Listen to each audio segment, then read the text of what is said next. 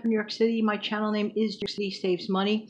I want to share with you, I had a mood, and the mood was to make a box of stuffed shells. This turned into 2 generous baking trays. I just simply used 2 cake pans, 9-inch ones, and I lined it with the already done up tomato sauce. This is my favorite because to me this tastes the closest to homemade. And it's in a can, so yeah, stays really good in the pantry, in the stockpile. And I use this for the jumbo shells. Let me just get them. This brand, it could be any brand. This is the brand that I use, but I want a story about this. This brand, once the water starts boiling, 10 minutes, it was exactly the texture you need for a shell, because you're going to stuff it. You're going to stuff it with the ricotta filling, and I will give you the detailed recipe on that.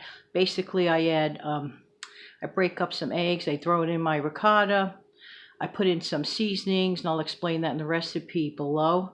And then what I do, while the shells are boiling for 10 minutes, I cover the bottom of the pan with a little bit of the sauce, and dilute it maybe with a tablespoon or 2 of water, and I make sure that the whole bottom of the pan is covered.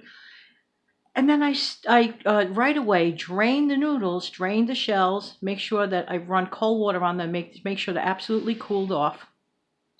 And then I literally take a spoon like this size, this kind of spoon, it's actually a spoon I just used, and I make my mixture. I made my mixture inside of a leftover container. You could see some scraps of it in here, okay? And then I put it in the refrigerator, let it cool off. I put egg in the mixture because when you enter it into your shells, it will bind them. Then what I do, I'm going to basically wrap one, put it in the freezer as such. When I need it, throw it in the oven.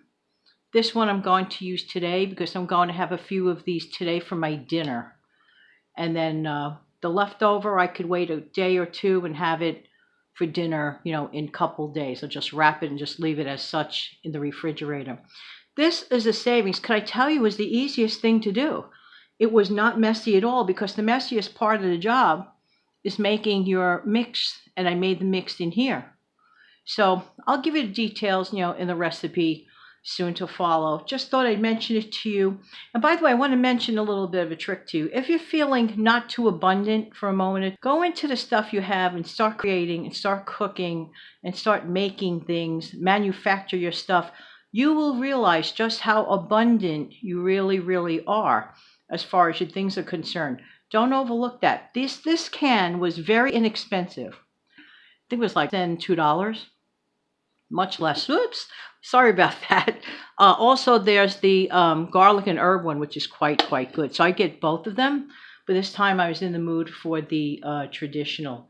So you get what you want. See what works for you. If you could get these jumbo shells on sale, whatever, this brand works for me. Boil them 10 minutes. You will see the texture I'm talking about. Sort of al dente, because you don't want it too mushy. You want to be able to be pliable so that you can literally take your spoon, open it up, and shovel your mixture in. Use an old container for that. You don't have to make such a mess. There you go. I know this has no choice other than to be delicious. In the meantime, this has been Jan from New York City. Thank you so much for viewing. Why? Because I really do appreciate you. Don't forget to come back in the future for some more money saving and fun tips and tricks. This is really not a messy recipe.